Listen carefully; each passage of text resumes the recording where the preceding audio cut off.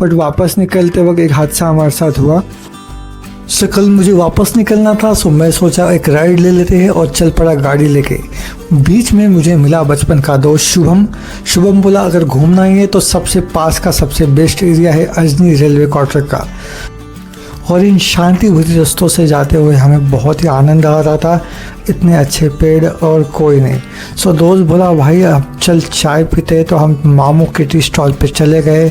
मामू की tea stall पे गए, उनसे टोकन लिया, टोकन लेने के बाद चाय पी और वापस निकल गए उन्हीं गलियों में जहाँ पे हमें जाना था। सो इन गलियों से गुजरना ज़रूरी था क्योंकि यहाँ पे हमारा बचपन गुजरा था और ये जो पेड़ और ये घर है जैसे थे वैसे ही है। और वापसी में मिला ये बड़ा सा वट वृक्ष और इस बरगद के पेड़ की भव्यता और दिव्यता को देख के मुझे महाराष्ट्र की फेमस वटर पूर्णिमा याद आ गई, जहाँ महिलाएं अपने पति की लंबी उम्र के लिए सत्यवान सावित्री का व्रत रखती है और अपने पति की लंबी उम्र की कामना करती है।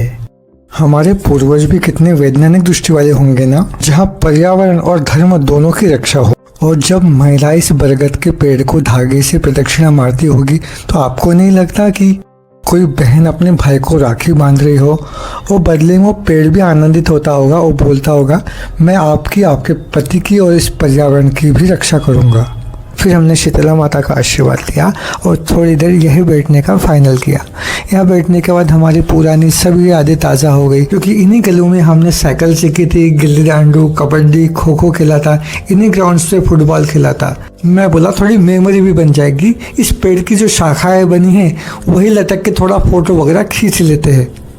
पर पीछे जाके जो मैंने देखा वो देख के मैं दंग रह गया। इतनी सारी लक्ष्मी माता की मूर्तियाँ किसने रखी होगी और वो भी इतनी विभत्स स्थिति में। मुझे बहुत गुस्सा आ रहा था।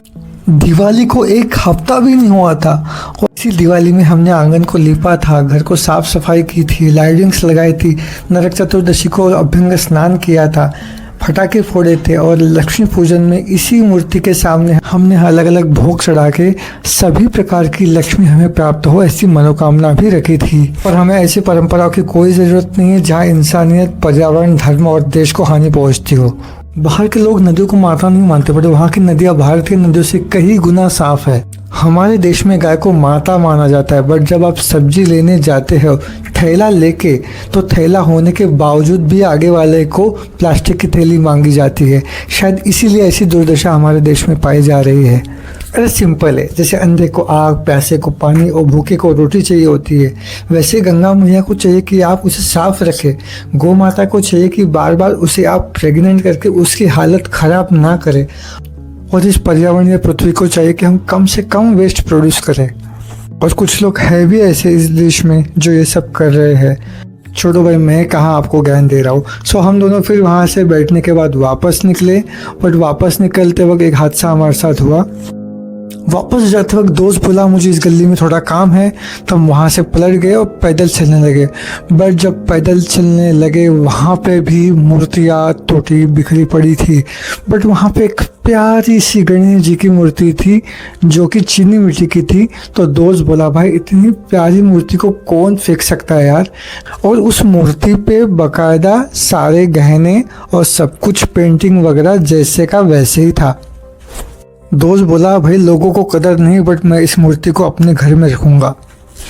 हम वापसी के लिए निकल गए। बीच में हमें जीवन स्कूल के बच्चे भी मिले, हमने उनको हाई भी किया और बाद में उस प्यारी सी गणेश जी की मूर्ति का शुभम के घर में आगमन हुआ। आजू बाजू की लाइटिंग्स की वजह से वो मूर्ति और मनमोहक दिख रही थी।